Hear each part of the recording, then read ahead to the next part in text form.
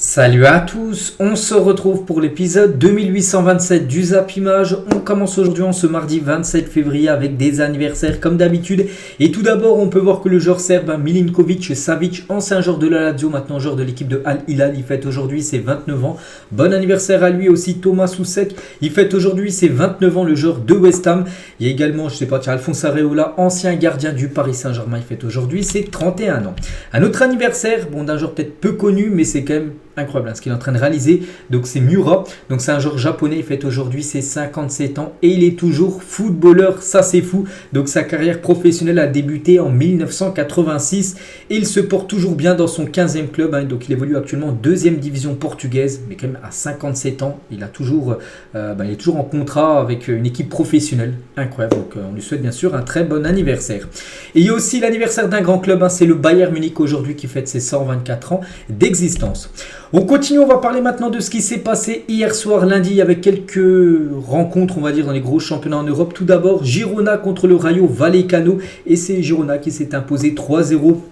On peut voir les deux buteurs, à noter que Savio, le futur joueur de City, parce que ce joueur de 3 prêté à Gérone devrait signer à Manchester City l'été prochain, donc il inscrit un doublé dans le temps additionnel en fin de partie à la 91e, à la 96e minute de jeu, du coup le score est de 3-0 pour Girona, du coup bon résultat pour eux surtout, il restait sur pas mal de contre-performances, cette équipe de Girona qui a dominé bien sûr l'équipe madrilène, parce que Rayo Vallecano c'est dans la banlieue tout simplement de Madrid, et Girona renoue avec le succès après 3 matchs sans victoire, j'ai dit, puis ils avaient perdu 4-0 contre le Real Madrid il y a quelques jours, c'est pour ça qu'ils devaient absolument gagner pour essayer bien sûr de bien finir cette saison de Liga, et ils l'ont fait. Donc il compte 17 points d'avance sur la dernière place qualificative pour la Coupe d'Europe. Donc le club espagnol se dirige tout droit vers la première participation européenne de son histoire. Et peut-être ça sera et certainement la Ligue des Champions. Donc jamais ils ont joué une Coupe d'Europe, que ce soit Ligue des Champions, Europa League, Europa Conference League. Donc ils pourraient jouer la LDC saison prochaine, parce qu'actuellement ils sont 2e.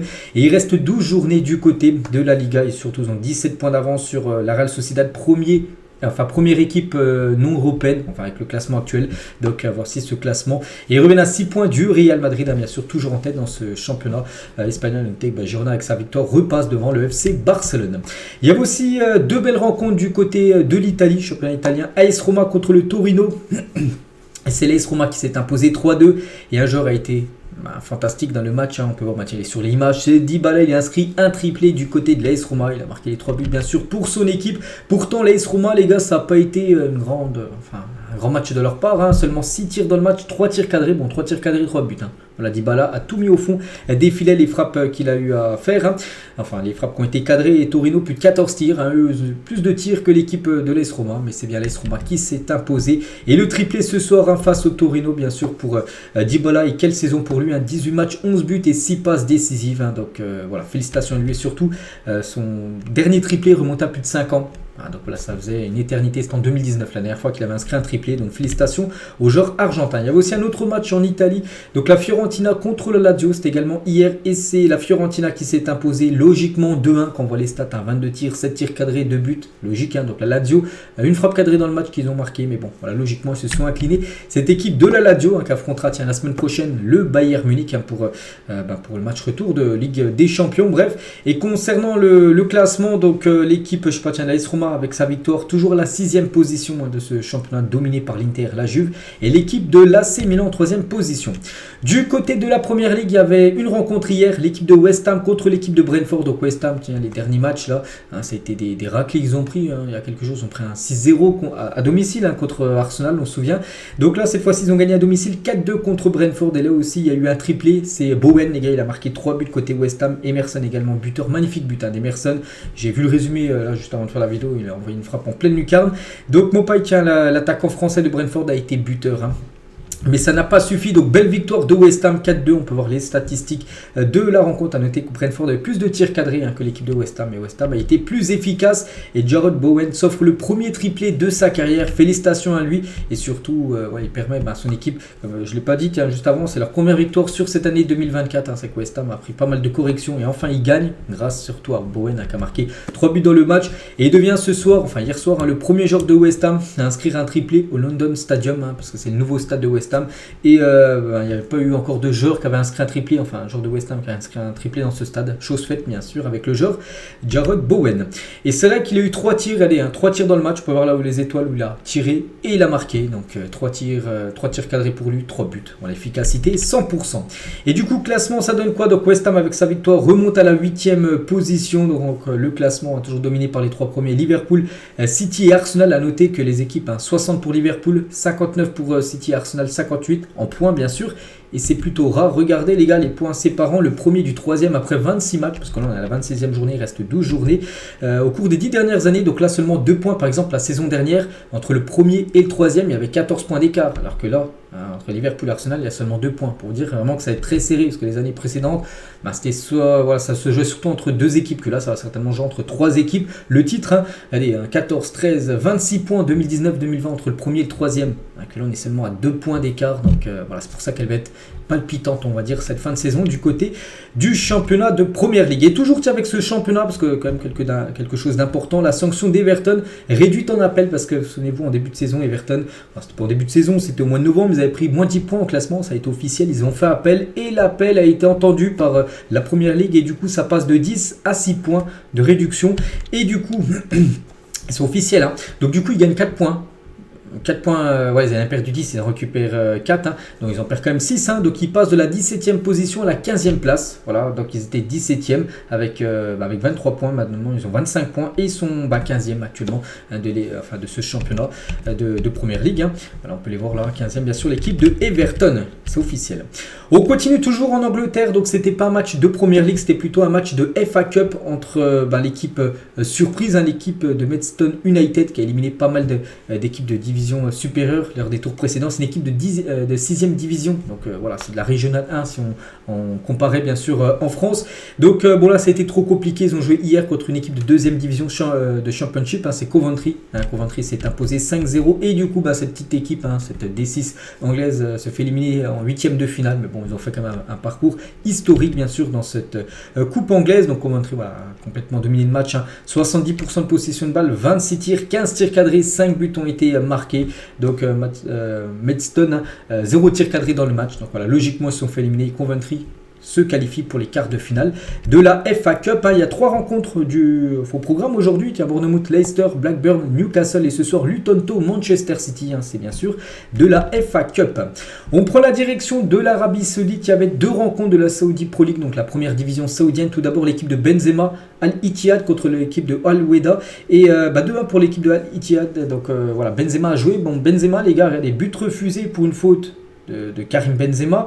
Et Benzema, les gars, juste avant la mi-temps, il a un penalty, il ne le marque pas. C'est vrai que c'est très compliqué quand même pour Benzema. Bon, heureusement, son équipe s'est imposée 2-1, mais lui, voilà, c'est délicat, on peut dire, hein, pour Benzema du côté de son club de Al-Ittihad. Bon, ils ont quand même gagné le match, hein.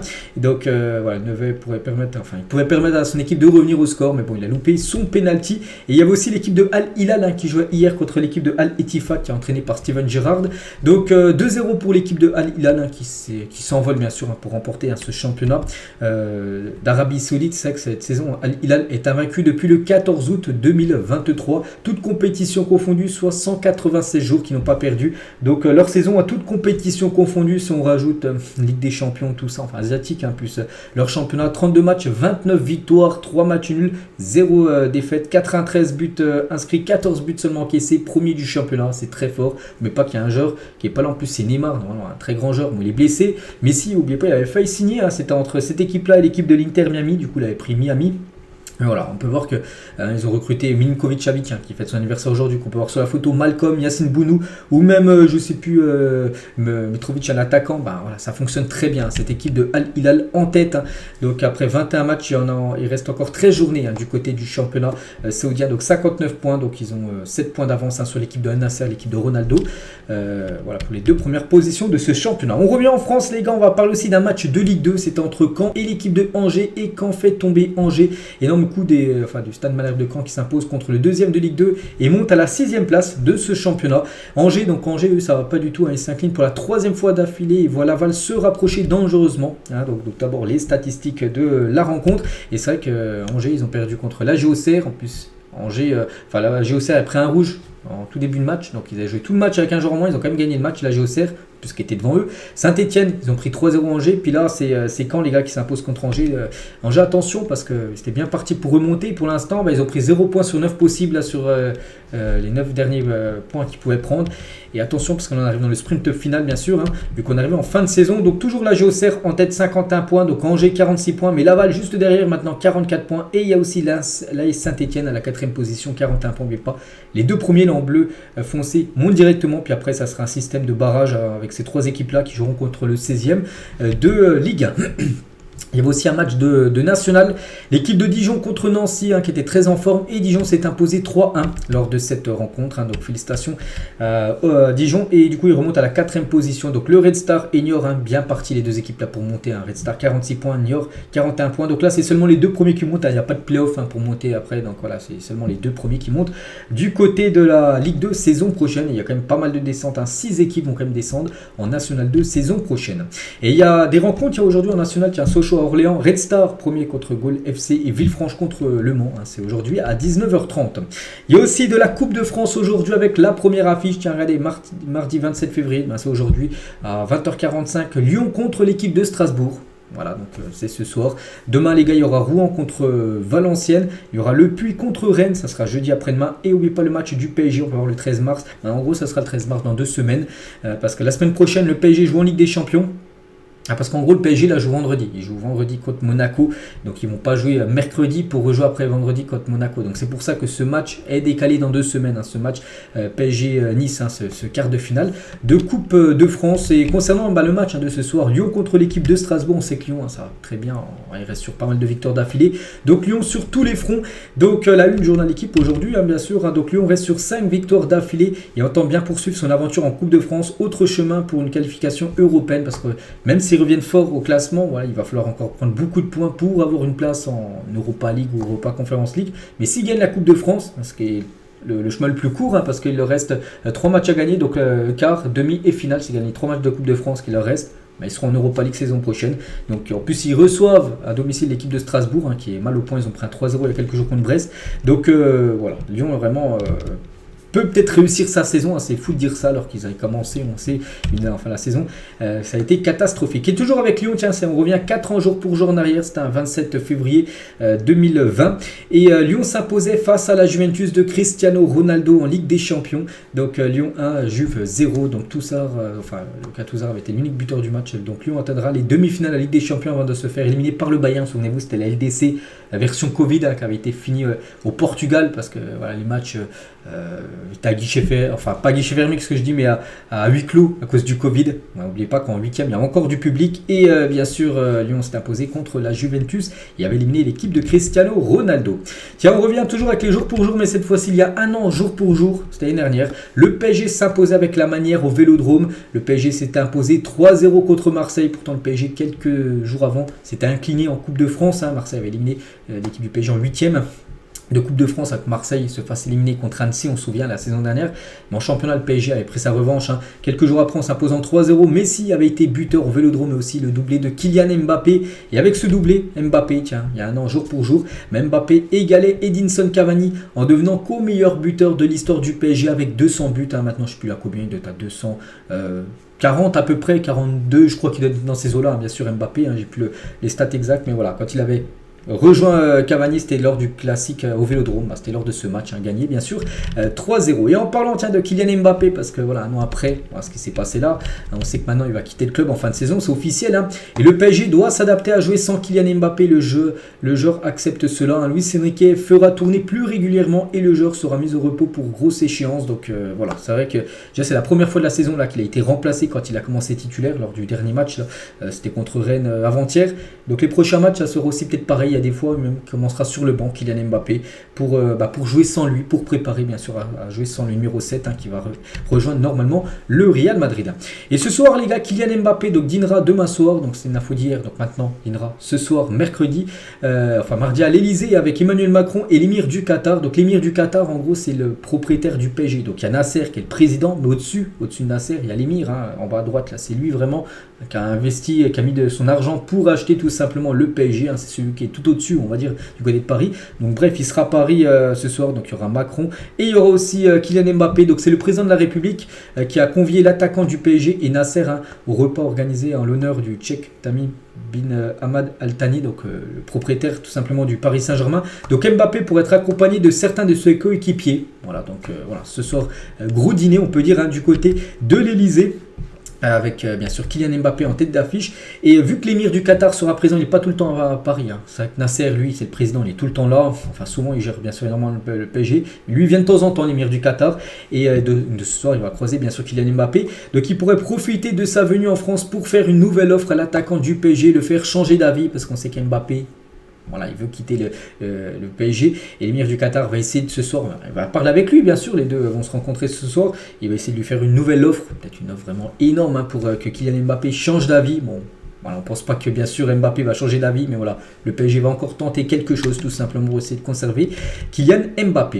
Et toujours avec lui, donc il privilégiait le Barça au Real Madrid en 2017 avant de rejoindre le PSG. Donc il pensait avoir plus de chances d'avoir du temps de jeu en Catalogne en 2017 avant de rejoindre le PSG. C'est quand il était à Monaco, donc il y avait le Real qui était dessus, il y avait le PSG, mais le Barça, c'est vrai que s'il serait parti en Espagne, il serait plutôt parti du côté du Barça que du côté du Real Madrid, parce qu'au Real, il pensait en 2017 ça aurait été bloqué pour lui de jouer, parce qu'en 2017 il y avait encore Ronaldo, il a quitté le club en 2018, il y avait voilà tous ces grands joueurs, donc il s'est dit voilà, je vais être sur le banc, tout ça, donc c'est pour ça qu'il se voyait plutôt du côté du Barça. Bon, après il allait dans ni l'un ni l'autre, il est plutôt resté en France, et tant mieux, il a signé du côté du PSG.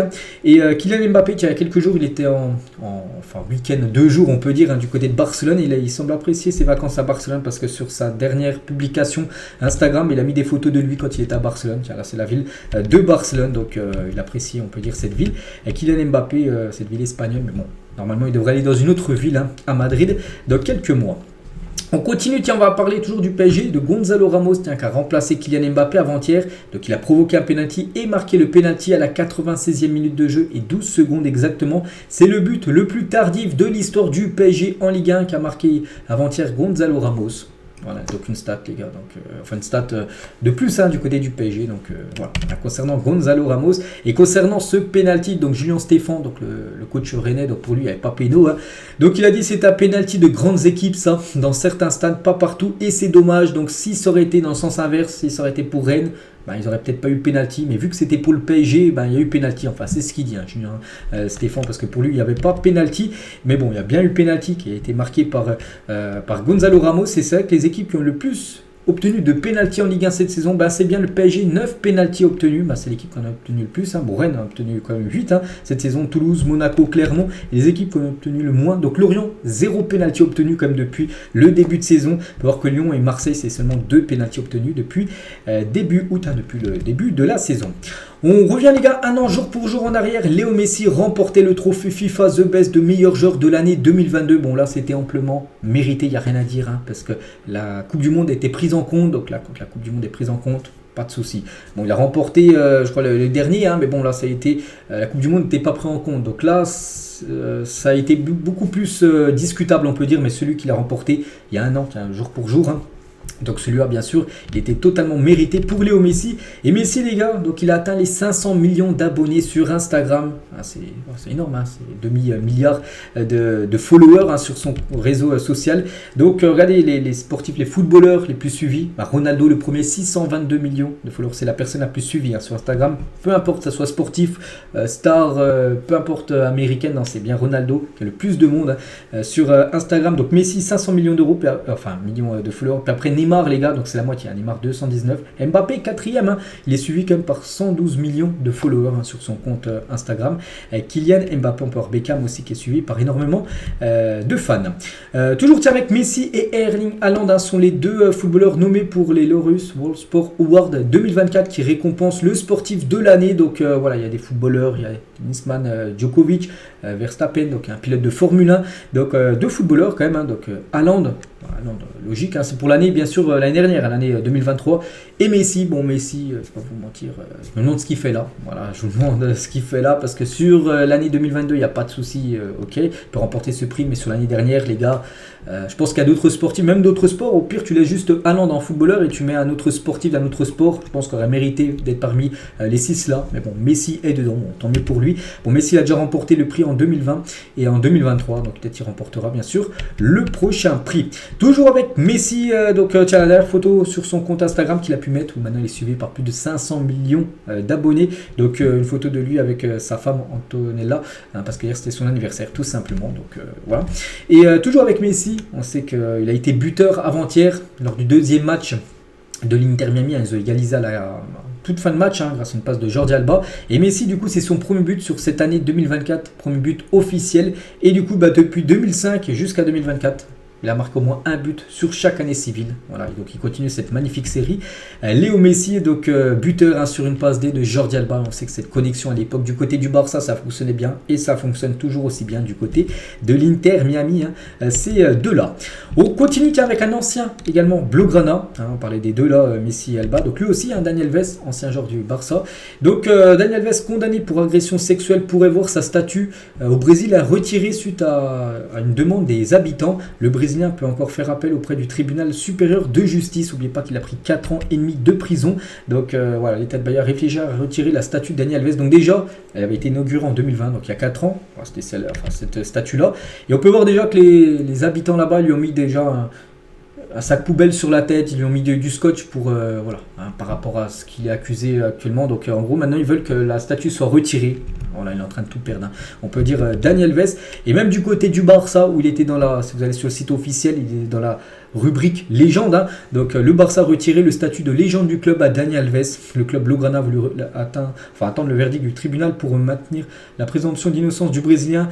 Donc voilà, hein, voilà, il n'est même plus dans les légendes du club tout simplement, Dani Alves. Donc voilà, par rapport à ce qui s'est passé, hein, c'était fin d'année 2022 dans une discothèque à Barcelone. Donc là il va faire encore 3 ans et demi de prison parce qu'il a déjà purgé une année, hein, parce que ça fait déjà 1 an qu'il est en prison, Dani Alves. Bref, on continue avec un joueur, toujours à Barcelone, mais là un joueur actuel, hein, du côté du Barça, Lamine Yamal. Donc officiellement signé un contrat à long terme avec Adidas. Donc le jeune prodige du Barça portera la paire Adidas X Crazy Fast Messi Spark Gens 10, voilà, dans les compétitions européennes et nationales. Donc avec l'Espagne et avec en Ligue des Champions, tiens, pour le match retour, il portera ses paires de crampons bleus, tout simplement. Lamine Yamal, hein, qui est devenu partenaire avec Adidas. On continue, on va parler du Bayern Munich qui devrait vendre Alphonso Davies cet été pour ne pas le laisser partir gratuitement en 2025 parce que le joueur ne souhaite pas prolonger du côté du Bayern Munich. Et du coup, le Bayern, un peu comme Mbappé, regardez, Mbappé, il n'a pas prolongé, donc il va quitter le club là libre, hein. Donc le Bayern ne veut pas ça, il ne veut pas le perdre Davies l'été prochain en 2025, donc il devrait le vendre là en 2024, l'été qui arrive. Et bien sûr il devrait signer normalement au Real Madrid, hein. C'est une grosse rumeur quand même, hein, qui chauffe quand même depuis pas mal de mois. Et nous vivons dans un monde où il serait possible de voir Alphonso Davies et Vini Junior évoluant sur le même couloir au Real Madrid, hein. Alphonso Davies, défenseur gauche, et juste devant lui Vini Junior, ailier gauche, hein, du côté du Real saison prochaine, parce que même si Mbappé vient, Mbappé, je pense que ça sera le 9, hein, du côté du Real en attaquant de pointe. Donc voilà, ça va aller très vite, hein, parce que Vini ça va vite, et Davies, hein, ça va également très vite, avec Mbappé en plus qui va aussi très vite. Ça va être fou, hein, cette équipe madrilène saison prochaine. Et du côté du Bayern, hein, ils vont perdre bien sûr Davies normalement, et ils souhaitent tout simplement recruter Théo Hernandez. C'est vrai que ça va être le joueur parfait pour le remplacer. C'est un joueur qui est très bon, voilà, qui court également vite, hein, comme Davies, hein. Bon après bien sûr du côté de Milan, ils sont pas très chauds à le lâcher, hein. Donc le Milan ne veut pas vendre Théo Hernandez. Le club demandera des montants vraiment énormes, hein, dissuasifs, on peut dire 100 millions d'euros hors bonus, et cherche à prolonger le joueur. Donc voilà, ils vont essayer bien sûr de demander beaucoup d'argent. Après si bien sûr le Bayern pose les 100 millions d'euros, là peut-être il sera vendu. Mais voilà, hein, ce que compte faire le Bayern, hein, pour remplacer tout simplement Davies, ils vont essayer de recruter le capitaine de l'AC Milan. Des nouvelles, tiens, de Marco Reus, hein, en fin de contrat, tiens, dans 4 mois et 3 jours exactement, le 30 juin prochain. Donc il pourrait quitter le Borussia Dortmund libre cet été. Gladbach et des clubs de MLS tenteront de le signer gratuitement. Enfin, ça qui va être intéressant. Bon, ça qu'il est âgé, il a quand même 34 ans, Marco Reus, mais voilà, c'est quand même un très bon joueur. Il peut soit rester en Allemagne ou soit peut-être partir aux États-Unis. Voilà, comme beaucoup de joueurs font actuellement dans le championnat de MLS. Mon téléphone sonnait toutes les 2 minutes, j'ai reçu des appels anonymes pour m'insulter, donc c'est l'arbitre là, lors du dernier match entre Marseille et Monaco, il y a quelques semaines, donc il confie avoir été harcelé au téléphone après sa prestation fin janvier au Vélodrome lors du match de Ligue 1 entre Marseille et Monaco. Il a dit on n'avait pas du tout été performant, mon téléphone sonnait toutes les 2 minutes, j'ai reçu des appels anonymes pour m'insulter. Quand un club se sent laissé, il pousse de tout son poids sur un arbitre qui va se retrouver seul contre 3000 personnes. Les gens pensent que l'arbitre est indémontable, mais non. Donc voilà ce qu'il avait dit, parce qu'il avait fait peut-être des erreurs arbitrales. Même lui, il a dit on n'avait pas du tout été performant en tant qu'arbitre lors de ce match entre Marseille et Monaco. Il a fait un petit peu n'importe quoi. Et du coup, il a reçu beaucoup d'appels. Toutes les 2 minutes, il recevait des appels de personnes qui lui laissaient des messages en l'insultant. Je ne sais pas comment son numéro avait fuité. Donc voilà, concernant cet arbitre. On continue, on va parler de Manchester United. Devrait écouter les offres pour Anthony cet été. Donc Sir Jim Ratcliffe prévoit au moins 10 départs estivaux. N'oubliez pas que Ratcliffe, il a acheté des parts de Manchester. 27,7% des parts maintenant de Manchester United ne sont plus détenus par la famille Glazer, mais ont été vendus à Jim Ratcliffe. Maintenant qu'il va s'investir bien sûr dans cette équipe. Et du coup, il doit y avoir pas mal de départs. Bon, il y aura des recrues, mais des départs. Donc Anthony, les gars, devrait être vendu. Enfin, si une belle offre arrive. L'été prochain, n'oubliez pas Manchester l'avait acheté 100 millions d'euros en provenance de l'Ajax Amsterdam.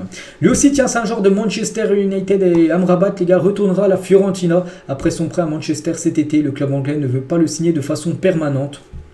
Il avait une option d'achat que Manchester ne lèvera pas. Donc du coup, pour lui, retour à la Fiorentina dès la fin de son contrat. Amadou Onana vers le Barça, ça se complique. Everton a informé le club qui n'accepterait pas moins de 60 millions d'euros pour le joueur, tandis que le Barça n'offrirait pas plus de 40 millions parce que le Barça, les gars, très intéressé par le milieu belge Amadou Onana. Mais bon, pour l'instant, ça va être compliqué parce que Everton en veut 60. Le Barça peut en proposer 40. On sait qu'en plus, le Barça, niveau argent, c'est pas le club le mieux, on va dire, en Europe. Donc voilà, ça se complique, mais il y aura peut-être un accord qui va être trouvé, on verra. Grigor Kobel serait pour rejoindre le PSG parce que le PSG cherche une doublure à Donnarumma saison prochaine parce que Navas, les gars, il arrive en fin de contrat, dans 4 mois et 3 jours, donc Navas ne va pas rester au PSG, surtout qu'il ne joue pas. Donc voilà, le PSG cherche un nouveau gardien et il pense tout simplement à Kobel, le gardien actuellement de Dortmund. Donc voilà, ou pour remplacer Donnarumma, mais bon, je pense que Donnarumma sera conservé, c'est surtout pour être la doublure Donnarumma saison prochaine. Karim Benzema reste flou sur son avenir, nous verrons ce qui se passe, je ne peux pas parler de mon avenir maintenant, je ne sais pas ce qui pourra arriver. Voilà, donc en gros, c'est pas, peut-être il va rester, ça se peut bien sûr en Arabie Saoudite, mais ça se peut qu'il revienne en Europe. Bon, si une belle équipe lui propose quelque chose. Et moi, j'aimerais revoir Benzema en Europe, peu importe. Bon, je pense pas que ça sera le Real, parce que si le Real fait Mbappé, ils vont pas faire revenir Benzema. C'est pas du tout dans la philosophie du club de faire revenir d'anciens joueurs du côté de Madrid. Ils font jamais ça. On a pu voir avec Ronaldo, même Ramos, qui ont voulu revenir à un moment donné. Le Real ne les a jamais fait revenir. Bon, ce sera la même chose pour Benzema. Mais je me souviens, il y a quelques semaines que Chelsea, par exemple, était intéressé par Benzema. Donc voilà, voir Benzema en Première Ligue, je serais très content. Je préférerais qu'il joue en Première Ligue. Enfin, on verrait plus Benzema, je pense. Je verrais plus ses matchs s'il joue en Première Ligue que les matchs là qu'il joue à Etihad, parce que j'ai pas regardé encore un match de lui du côté de son nouveau championnat. Vladimir Petkovic émerge comme le principal candidat pour devenir le sélectionneur de l'Algérie pour remplacer Belmadi. Donc voilà, parce que Belmadi pour l'instant il est toujours coach, mais bon, après le flop quand même de l'Algérie lors de la CAN, il devrait être remplacé. Petkovic, ancien coach par exemple de Bordeaux, est actuellement le numéro 1, on va dire, pour remplacer Belmadi. Manchester United est en tête dans la course à la signature de Denzel Dumfries. Il pourrait être disponible contre 40 millions d'euros cet été. Voilà, un joueur très intéressant, un très bon joueur, les gars, du côté de l'Inter Milan, et Manchester serait très intéressé pour l'avoir. Joachim Löw n'est pas intéressé par le poste d'entraîneur du Bayern Munich parce que Thomas Tuchel, c'est officiel, fin de saison. Voilà, un peu comme Xavi ou même Klopp, on sait que le 30 juin prochain, c'est fini, il arrive en fin de saison, voilà, ça sera fini pour lui. Et le Bayern cherche leur futur coach, ils pensent à Xabi Alonso, mais Alonso devrait, il y a des chances qu'il aille du côté de Liverpool. Et Löw, les gars, peut être une option, il n'est pas intéressé pour le poste d'entraîneur du Bayern. Le Real Madrid est confiant concernant une prolongation d'1 an de Toni Kroos, lui aussi fin de contrat là dans 4 mois et 3 jours, et il a le choix, soit il reste, soit il part. Et pour l'instant, il serait plutôt pour rester encore 1 an du côté du Real Madrid. Des nouvelles de Mathys Tel, et l'agent de Mathys Tel aurait aujourd'hui fait le point avec les dirigeants du Bayern concernant l'avenir du jeune Français. Le club aurait confirmé sa volonté de s'inscrire dans la durée avec l'ancien Rennais. On veut le voir plus jouer nous, c'est vrai, parce que bon, le problème c'est qu'il joue au Bayern. Au Bayern, il y a qui ? Il y a Harry Kane, les gars, qui a 23 matchs en Bundesliga, 27 buts inscrits. C'est un record, jamais on avait vu ça du côté du championnat. C'est compliqué, bien sûr, pour un jeune joueur de 17 ans de mettre Harry Kane sur le banc, on est d'accord. Donc c'est pour ça qu'une réunion a été faite pour voir c'est quoi le mieux, bien sûr, pour Mathys Tel. Je pense que le mieux, je ne cache pas, ce serait un prêt sans option d'achat. Tu vas jouer dans un autre club, au pire en Bundesliga, puis tu reviens dans 1 ou 2 ans du côté du Bayern, et là vraiment essayer d'avoir une place de titulaire. Plusieurs clubs de Première Ligue poussent pour recruter Jonathan David. De toute façon, lui, ça sent vraiment fin de saison. Voilà, on pense qu'il va quitter le club. Donc il y a pas mal d'équipes en Angleterre qui sont intéressées par l'attaquant canadien. Des nouvelles de Kun Agüero qui va s'entraîner cette semaine avec l'Independiente, donc une équipe en Argentine, une équipe où il avait joué dans le passé. Donc l'ex Blaugrana a discuté avec Carlos Tevez, le coach du club argentin, donc d'Independiente, qui lui a ouvert les portes à l'entraînement. Parce que, pourquoi il a pris sa retraite et il rejoue? Parce qu'en gros, à l'époque, enfin il y a 3 ans, quand il avait annoncé officiellement arrêter sa carrière, parce qu'en gros, il avait un problème au cœur. Et voilà, c'était le mieux. Le médecin lui avait dit, il faut que tu arrêtes. On ne sait jamais, tu peux faire une crise cardiaque sur le terrain. Et depuis, les gars, son cardiologue lui a dit, en gros, ça va mieux. Tu peux au pire sortir de ta retraite et rejouer. C'est pour ça qu'il devrait reprendre l'entraînement avec cette équipe et peut-être revenir tout simplement. Il a 34 ans, donc il y a des joueurs. Ronaldo, il a 39 ans, il est toujours footballeur. Il a 50 plus que Kun Agüero. Donc peut-être Agüero, les gars, pourrait reprendre tout simplement du service très prochainement. Tiens, on va parler de l'ancien club de Kun Agüero, Manchester City. Et City sécurise le contrat d'Oscar Bob, un jeune joueur norvégien de 20 ans jusqu'en 2029. Ils lui ont prolongé son contrat. Donc voilà, félicitations bien sûr à ce joueur qui joue très rarement bien sûr avec l'équipe première. Mais bon, si City bien sûr le prolonge jusqu'à fin de la décennie là, c'est que bien sûr il doit être très bon. Pour Eden Hazard, le meilleur joueur de l'histoire n'est autre que Zinedine Zidane. Donc il a été questionné là, il y a quelques jours lors d'une interview, et à chaque fois qu'il questionnait, tu préfères lui ou lui? Puis quand c'était Zidane, et à chaque fois c'était Zidane, Zidane, Messi, il disait Zidane, n'importe quel joueur, Zizou, pour Eden Hazard. Des nouvelles d'un autre Belge, Christian Benteke. Donc l'ancien joueur d'Aston Villa, Liverpool, encore de Crystal Palace, a inscrit le week-end, il y a 3-4 jours là, un triplé avec son club de Washington DC United, donc aux États-Unis. Donc pour son premier match de la saison, parce qu'on sait que la saison vient de commencer aux États-Unis. Donc un triplé dont 2 buts de la tête, de quoi raviver des souvenirs à tous ceux qui ont joué à FUT 15 avec cette carte. Voilà, cette carte qui était cheatée à l'époque, en plus il évoluait, le combo parfait, attaquant puissant, puis surtout en première ligue. Donc voilà, c'est une carte qui coûtait pas très cher, mais qui était très forte dans le mode FUT 15. Des nouvelles de Zinedine Zidane, un avenir en Italie, pourquoi pas, tout peut arriver. Maintenant je fais autre chose, mais j'aimerais retrouver un banc. Bon, c'est vrai que Zizou a l'impression, il dit tout le temps ça fait un an, il dit j'aimerais retrouver un banc, puis un an après, il est toujours sans équipe. Bon, je pense qu'il attend, il ne veut pas prendre une équipe la fin de saison. Ça mène à rien de prendre une équipe la fin février. Je pense qu'il va attendre encore tranquillement fin de saison. Puis là, l'été prochain, je pense qu'il va vraiment prendre une équipe là, Zinedine Zidane. Il est très proche du retour. Xabi Alonso tient une préférence pour Liverpool. L'entraîneur du Bayer Leverkusen penche nettement en faveur des Reds, parce que le Bayern Munich, on a parlé tout à l'heure avec Joachim Löw, mais le Bayern, la priorité serait Xabi Alonso, mais lui, il sait qu'il y a une place à prendre à Liverpool et il sera certainement futur coach de Liverpool, vu que le club va quitter le club. Donc le Bayern a donc une longueur de retard dans le dossier. Donc voilà, concernant Xabi Alonso, convoité par des grands clubs européens. Chelsea cible Roberto De Zerbi pour la saison prochaine parce que Pochettino, en gros, c'est compliqué. Chelsea, je crois, ils sont 9 ou 10e actuellement. 10e, parce que je crois que c'est souvent cette position en première ligue. Et voilà, ça c'est comme une saison ratée, on peut dire, pour Chelsea, qui devrait changer de coach. Et 2 heures, les gars, est le grand favori. Liverpool envisage une parade en fin de saison pour célébrer la victoire en League Cup qui a obtenu avant-hier et dire surtout adieu à Jürgen Klopp. Donc voilà, peut-être un nouveau titre en Première Ligue à célébrer aussi, peut-être, parce que pour l'instant ils ont remporté un trophée, ils peuvent en remporter encore 3. Donc la Première Ligue, où ils sont premiers actuellement, la FA Cup, où ils sont encore qualifiés pour les 8e, et aussi l'Europa League, où ils sont en 8e de finale. Donc déjà ils feront une parade, au moins déjà pour ce trophée-là, remporter la League Cup avant-hier, et aussi pour dire adieu tout simplement à Klopp, légende du côté de cette équipe de Liverpool. Pep Guardiola est ouvert à l'idée d'accueillir Wayne Rooney à Manchester City, donc pas pour jouer bien sûr. Donc la légende de Manchester United, Wayne Rooney avait exprimé son envie de travailler avec Pep Guardiola, qui le considère plus que bienvenu malgré leur rivalité historique, parce que là à Manchester United, légende Manchester United et l'autre entraîneur de Manchester City, bien sûr c'est la rivalité entre les deux Manchester, mais Wayne Rooney, les gars, où il floppe en tant que coach, les Washington DC United, il a floppé. Birmingham, là aussi, où il avait pris l'équipe qui était 5e, il est venu entraîneur, ils sont descendus à la 18e position avant qu'il se fasse virer dans l'espace de 2 mois, c'est fou. Donc en gros, il voudrait être adjoint tout simplement de Pep Guardiola. Voilà, s'inspirer de Pep Guardiola, puis après, je pense que c'est bien de s'inspirer de Pep Guardiola. Avant son adjoint c'était Arteta, maintenant on peut voir ce qu'il fait du côté d'Arsenal, qui est 3e de Première Ligue qui a un point derrière Manchester City. Donc voilà, Wayne Rooney en gros aimerait faire un peu la même chose que Arteta et prendre de l'expérience avec Pep Guardiola. Carlo Ancelotti, Arda Güler ne joue pas est une question de compétition avec les autres. Je choisis les 11 qui jouent et certains ont du mal à entrer car ils ont perdu beaucoup de temps à cause des blessures. Il est très jeune et il doit être patient, c'est vrai. En plus, surtout du côté du Real, c'est compliqué parce qu'il y a une énorme concurrence qu'on voit les joueurs de cette équipe. Voilà, c'est compliqué, par exemple pour le jeune Arda Güler, c'est pour ça qu'il y a des chances l'été prochain. J'ai vu pas mal d'infos qu'il devrait partir en prêt, un prêt sans option d'achat dans un autre club, voilà, pour avoir du temps de jeu, parce qu'avec l'arrivée de Mbappé et l'arrivée aussi d'Hendrick, n'oubliez pas qu'Hendrick va arriver également du côté du Real. Ça sent pas bon pour Arda Güler, tu rajoutes de Rodrigo, Vini Junior, Joselu, Jude Bellingham en attaque. Arda Güler, les gars, je vois pas comment il peut rejouer. S'il y a 3 places à prendre, on pense à Mbappé, Vini et peut-être Bellingham. Donc même Rodrigo, il va en faire les frais. Donc Arda Güler, Henrik, tout ça, les gars, ça va être souvent sur le banc saison prochaine. Et toujours du côté du Real, donc aspiré du début des années 2000, le maillot domicile du Real Madrid devrait ressembler à ça la saison prochaine. Donc un maillot blanc. Donc là, cette saison, c'est le blanc avec le doré. Donc là, au lieu que ça le doré, ça sera la couleur noire normalement. La couleur, il devrait ressembler à ça en gros le maillot du Real Madrid saison prochaine. Toujours, bien sûr. Un magnifique maillot. Et la saison prochaine, le trio qu'on va beaucoup parler, c'est la BMW. On est proche du BMW avec bien sûr Bellingham, Mbappé et Vini Junior.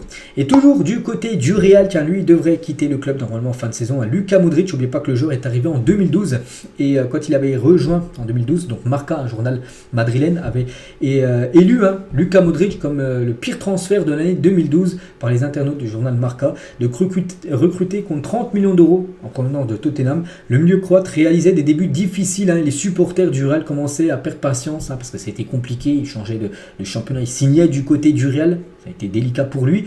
Et au fil du temps, ça a été beaucoup mieux. Regardez, en 2012, il a rejoint le club, en 2024, il est toujours là, donc 12 ans après, il est encore là. C'est dire qu'il a été, ça a été une réussite, bien sûr, par la suite. Donc Mourinho a alors déclaré: tout ce que je demande aux supporters, c'est de laisser du temps et d'être patient avec Luka Modric. Il est tellement fort que Santiago Bernabéu tombera amoureux de sa classe. Donc il avait dit ça parce que Mourinho, c'était l'entraîneur en 2012, quand il a fait venir. Et il avait dit, voilà, laissez-lui du temps aux supporters, ça. Puis voilà, ils ont laissé le temps, puis bien sûr, il partira s'il part l'été prochain en tant que légende du club. Deschamps était présent au concert de Kanye West dimanche à Paris. Voilà, une petite chemise, toujours bien habillé, Didier Deschamps, qui va dévoiler là d'ici 1 ou 2 semaines sa liste pour les 2 prochains matchs des Bleus contre le Chili et contre l'Allemagne.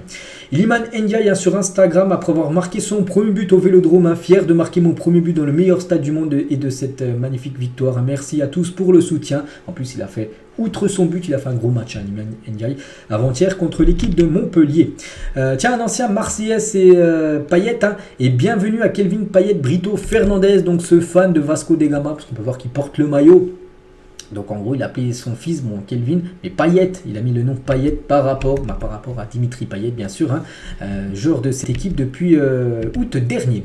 Et on finit la dernière photo du jour, pas de question de fin, juste une photo de la magnifique ambiance lors des Super Clasico entre Boca Juniors et River Plate, donc 2 grosses équipes, c'est un peu comme le Real et le Barça en Espagne, ou le PSG et Marseille en France, donc là-bas c'est Boca Juniors contre River Plate en Argentine, où c'est toujours très chaud, bien sûr. Regardez cette magnifique ambiance lors du dernier match entre ces 2 formations. Donc voilà tout ce qu'il y a à dire aujourd'hui. J'espère que ça vous a plu. On se retrouve demain, bien sûr, pour le prochain numéro. Je vous souhaite une très bonne journée et à demain.